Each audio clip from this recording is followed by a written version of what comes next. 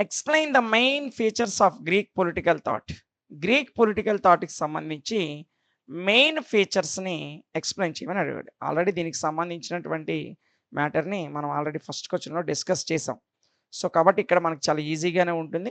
ఒక 15 నిమిషాలు మీ concentration class మీద పెడితే ఈజీగా వచ్చేస్తుంది. ఓకేనా? సో, చూడండి. Political thought as we understand it today had begun with the Greeks. మనము పొలిటికల్ థాట్‌ని ఈరోజు ఏ విధంగా అర్థం చేసుకుంటున్నామంటే, అది గ్రీకుల యొక్క ఆవిష్కరణ, గ్రీకుల నుంచి ప్రారంభమైంది అనేటువంటి కోణంలో అర్థం చేసుకుంటున్నాం. ఓకేనా? They separated religion from politics and made the state a secular institution. గ్రీకులు రిలీజియన్‌ని, వారి మతాన్ని పాలిటిక్స్ నుంచి వేరు చేశారు.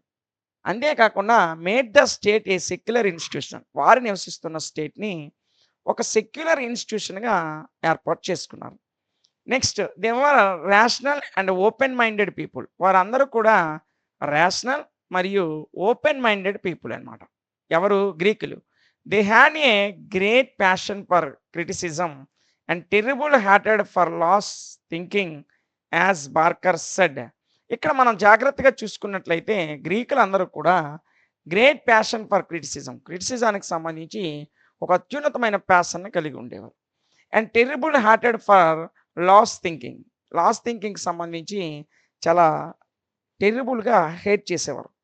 సో, ఇక్కడ బార్కర్ అనేటువంటి ప్రొఫెసర్, అంటే ఒక తత్వవేత్త, ఫిలాసఫరు ఏ విధంగా చెప్పాడంటే, they attempted to conceive of the universe in the light of reason. వీళ్ళు ఒక లైట్ ఆఫ్ రీజన్‌కి సంబంధించి, అంటే విశ్వవ్యాప్తంగా పాలిటిక్స్‌లో మొట్టమొదటి దారి చూపించేవారుగా మనం ఎవరిని చెప్పుకుంటామంటే గ్రీకుల్ని చెప్పుకుంటాం. ఓకేనా? They gave importance to rule of law. They gave importance of rule of law then to the rule of an individual. వీళ్ళు రూల్ ఆఫ్ లాకి, రూల్ ఆఫ్ ఇండివిడ్యువల్‌కి ఎక్కువగా ప్రాధాన్యత ఇచ్చేవారు. ఇంపార్టెన్స్‌ని ఇచ్చేవారు. For them the purpose of the state was not different from the highest purpose of the individual. గ్రీకులకు సంబంధించినంత వరకు వ్యక్తిగత పర్పస్‌కి, స్టేట్ యొక్క పర్పస్‌కి ఏ విధమైనటువంటి డిఫరెన్షియేషన్ అనేది లేదు. ఓకేనా? అంటే వారి యొక్క పర్పస్ ఏదైతే ఉందో, ఇండివిడ్యువల్ పర్పస్ ఏదైతే ఉందో, అదే ఆ యొక్క స్టేట్ యొక్క పర్పస్‌గా ఉండేది. ఆ విషయాన్ని మీరు అర్థం చేసుకోవాలి. Next they regarded citizenship as a profession. వారికి సిటిజన్‌షిప్ అనేది ఒక ప్రొఫెషన్‌గా, వాళ్ళు సిటిజన్‌షిప్‌ని ఒక ప్రొఫెషన్‌గా తీసుకునేవారు. They also discussed state in detail vital questions in politics like what is a who is a citizen. అంటే ఇక్కడ they also discussed state.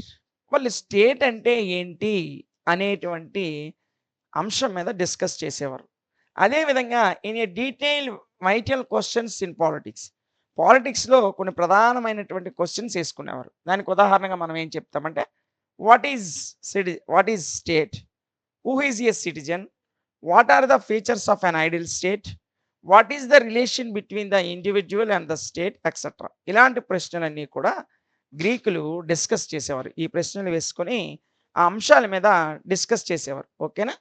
Next reasons for the growth.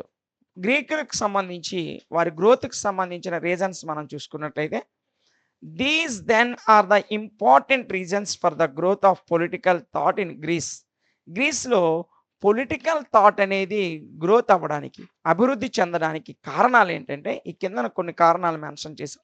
అవేంటో ఒకసారి చూద్దాం. ఇందులో ఫస్ట్ వన్ గనుక మనం చూసినట్లయితే హోమ్ రూల్. అంటే కుటుంబ పాలన అనేది గ్రీకుల యొక్క పొలిటికల్ థాట్ గ్రోత్‌కి సంబంధించి చాలా ముఖ్యమైన పాత్ర పోషించింది. So, home rule self sufficiency became the guiding principles. Guiding ప్రిన్సిపల్స్‌కి అనుగుణంగా హోమ్ రూల్ అనేది చాలా ప్రాముఖ్యత కలిగి ఉండేది గ్రీకుల కాలంలో. అదేవిధంగా rational thinking and reformative outlook. So, వీళ్ళ యొక్క పొలిటికల్ థాట్ గ్రోత్‌లో ఇంకొక ముఖ్యమైనటువంటి అంశం ఏంటంటే రేషనల్ థింకింగ్.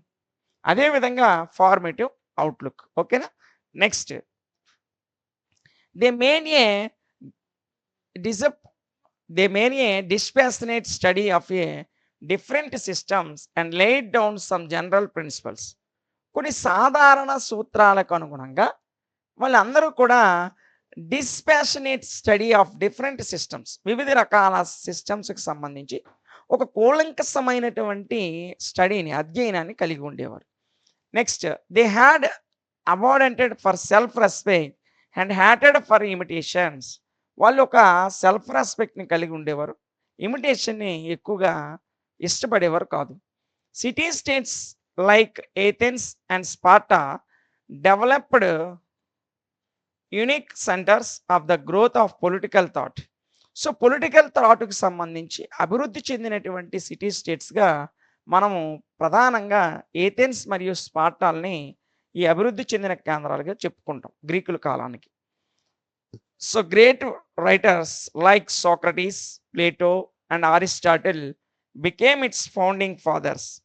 అయితే ఈ పొలిటికల్ థాట్కి సంబంధించి ఫాదర్స్గా, అంటే పితామహులుగా మనం ఎవరిని చెప్పుకుంటామంటే సోక్రటీస్, ప్లేటో, అరిస్టాటిల్ లాంటి ఫిలాసఫర్స్ని ఫాదర్ ఆఫ్ పొలిటికల్ థాట్స్గా మనం చెప్పుకుంటాం. ఓకేనా.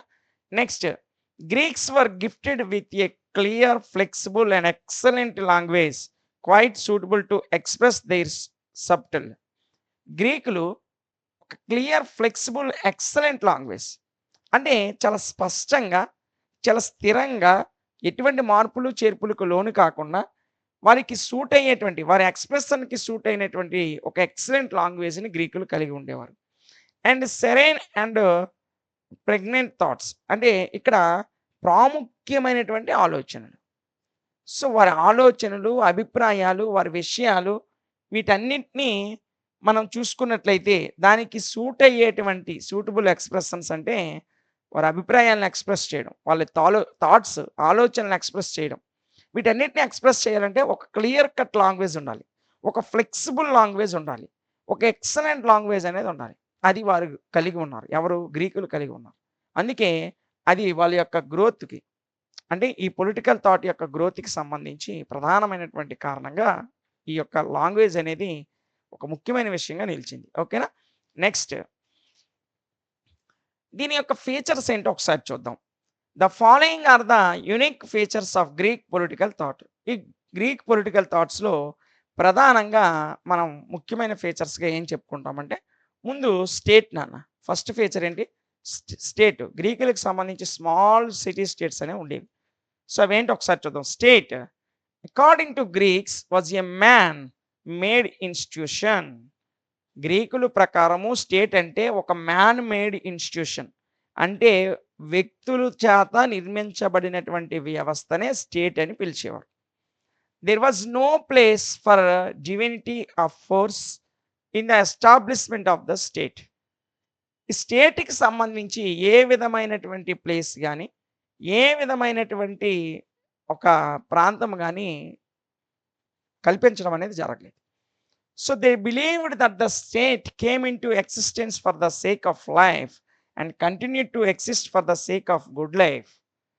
వాళ్ళు ఏర్పరచుకున్న స్టేట్ ఏదైతే ఉందో అది వారి యొక్క గుడ్ లైఫ్కి సంబంధించి, వారి యొక్క మంచి జీవితానికి, అంటే ఒక రకంగా చెప్పాలంటే వెల్ డెవలప్డ్ ఇండివిజువల్ లైఫ్స్కి సంబంధించి ఒక ప్రధానమైనటువంటి వ్యవస్థగా ఈ స్టేట్ని నమ్మేవారు వాళ్ళు. Next, they had great regard and admiration for the city state. People believed that they could attain their best slaves only through the city states. So ఈ సిటీ స్టేట్స్ ద్వారా అప్పుడున్నటువంటి ప్రజలు ఒక బెస్ట్ సెల్ఫ్స్ని, అంటే వ్యక్తిగతంగా ఒక మంచి జీవితాలను కలిగి ఉండేవారు, అంటే వ్యక్తిగతమైనటువంటి జీవితం, అంటే సంతృప్తికరమైనటువంటి జీవితాన్ని కలిగి ఉండేవారు. Life away from it was simply unthinkable to them. As Aristotle said, a person who does not need a state must be either a god or a beast. అంటే గాడ్ కానీ బీస్ట్ కానీ లేకుండా ఏ విధమైనటువంటి స్టేట్ని కలిగి ఉండేవారు కాదు. అదేవిధంగా so the city states could interference in every aspect of individuals life. వ్యక్తిగత జీవితానికి సంబంధించి సిటీ స్టేట్స్ అనేవి ఇంటర్ఫీర్ అవుతూ ఉండేవి. For them it was not just collection of some individuals. గ్రీకులకు సంబంధించి సిటీ స్టేట్ అనేది ఒక కలెక్షన్ ఆఫ్ సమ్ ఇండివిజువల్స్గా అయితే ఉండేది కాదు. అంటే ఓన్లీ సిటీ స్టేట్ అంటే కలెక్షన్ ఆఫ్ సమ్ ఇండివిజువల్స్, కొంతమంది వ్యక్తుల సమూహమే సిటీ స్టేట్స్ కాదు. It stood for the highest ethical values. ఈ సిటీ స్టేట్ అనేది ఉన్నతమైనటువంటి ఎథికల్ వాల్యూస్ని కలిగి ఉండేది. It was not an organisation but an organism. ఇది కేవలం ఒక ఆర్గనైజేషన్ మాత్రమే కాదు, ఇది ఒక ఆర్గానిజం, ఏ మోరల్ ఆర్గానిజం. ఆ ఆర్గానిజం ఎలాంటి ఆర్గానిజం?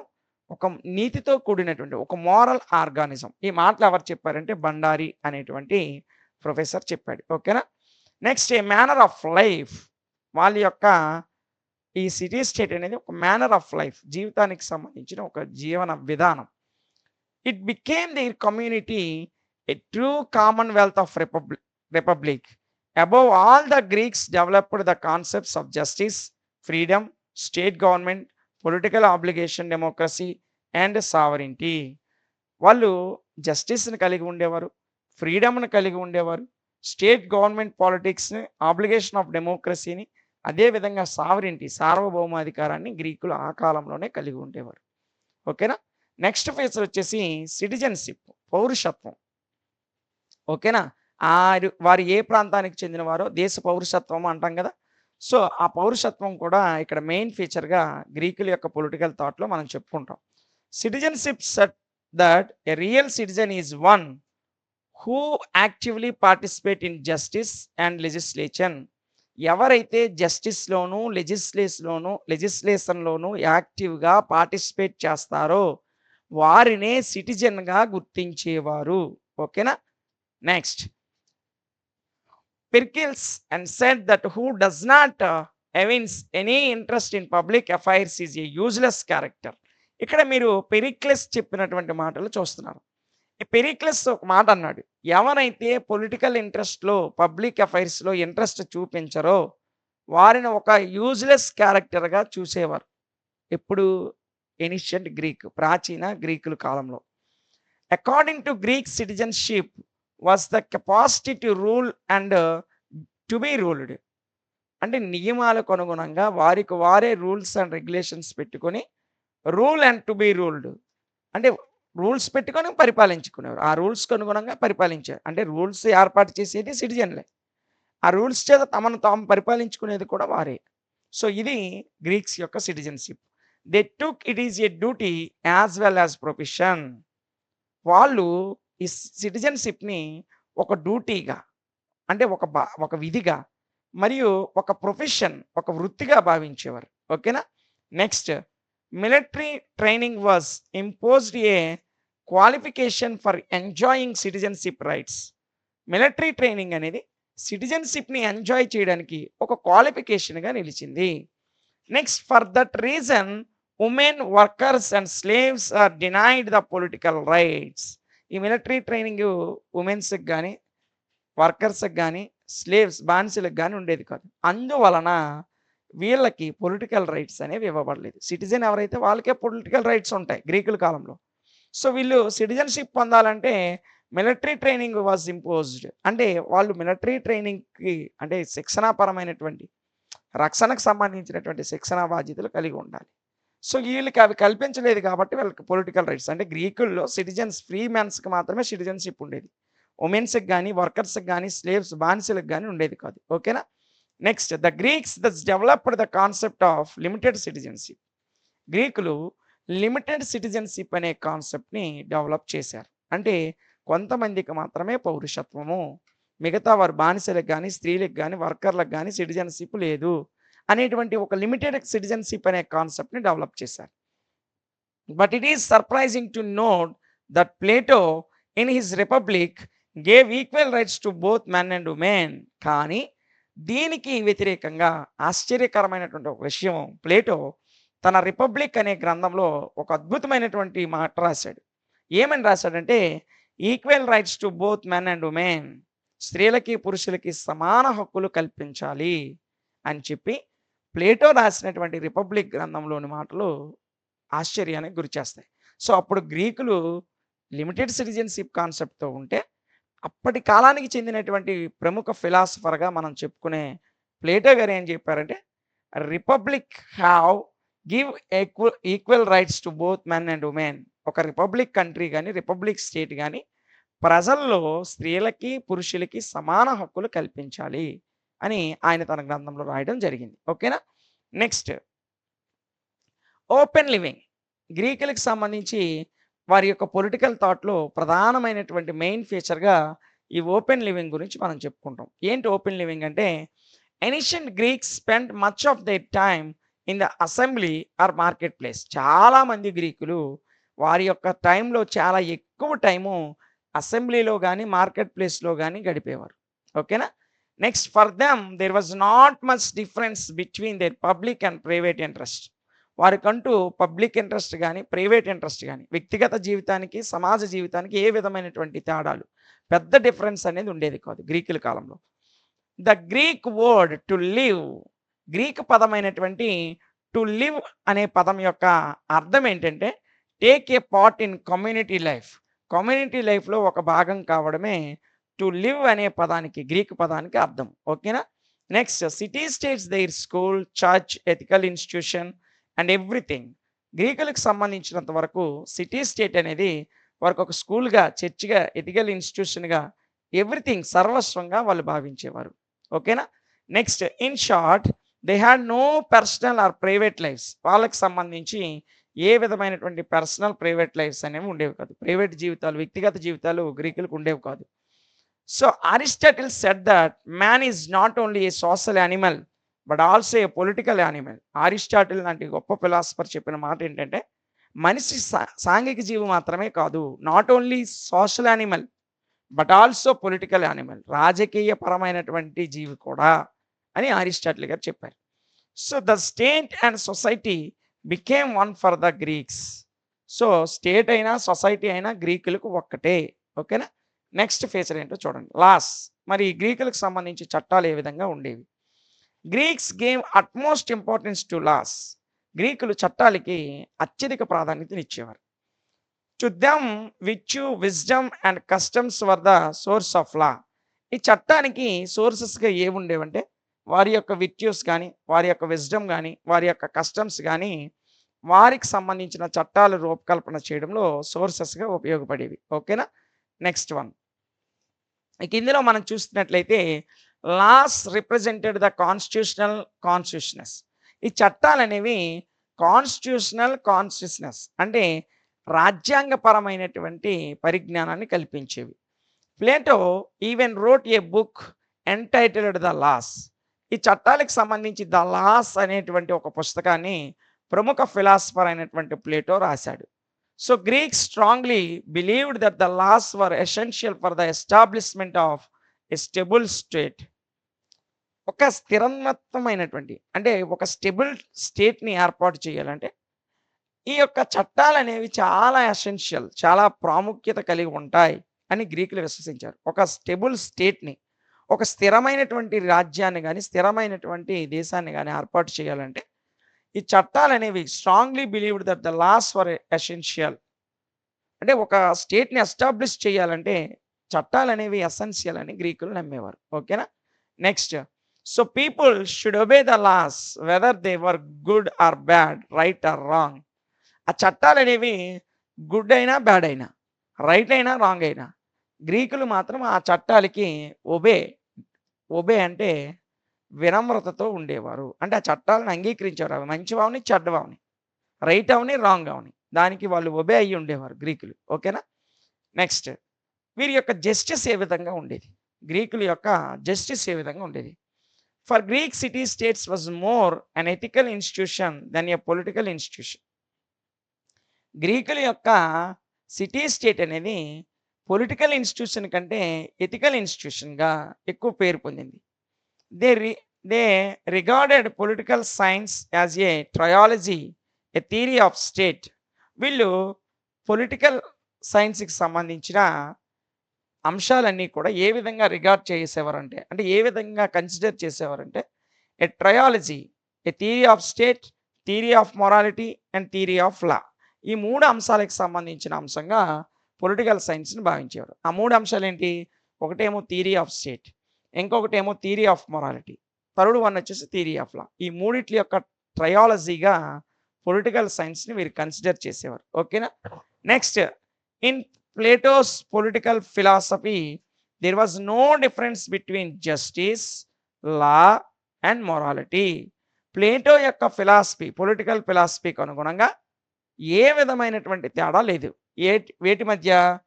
వారి యొక్క జస్టిస్ మధ్య గాని, అంటే గ్రీకుల యొక్క జస్టిస్, గ్రీకుల యొక్క లా, గ్రీకుల యొక్క మొరాలిటీ. ఈ మూడిట్ల మధ్య పెద్ద తేడా ఏం లేదు. 3 ఒకటే ప్లేటో ప్రకారం.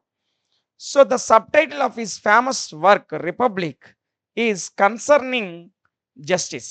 ప్లేటో రాసినటువంటి గ్రంథము 'రిపబ్లిక్' అనే గ్రంథం. ఆ గ్రంథానికి ఆయన పెట్టినటువంటి సబ్‌టైటిల్ ఏంటంటే కన్సర్నింగ్ జస్టిస్.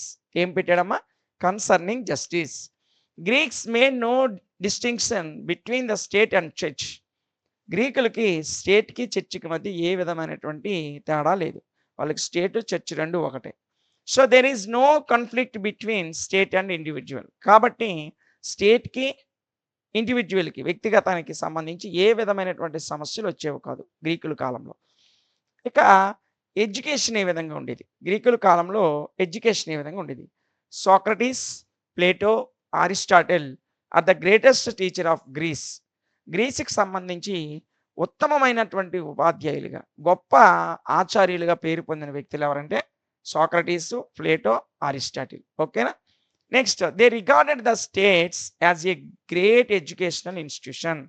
వీళ్ళ దృష్టిలో స్టేట్ అనేది ఒక గ్రేట్ ఎడ్యుకేషనల్ ఇన్‌స్టిట్యూషన్‌గా ఉండేది. For Greeks education was necessary for the moral and material well being of an individual. వ్యక్తిగతంగా ఒక వ్యక్తి మోరల్‌గా గాని, మెటీరియల్‌గా గాని, అంటే నైతికంగా అభివృద్ధి చెందడానికి స్టేట్ అనేది ఉపయోగపడేది.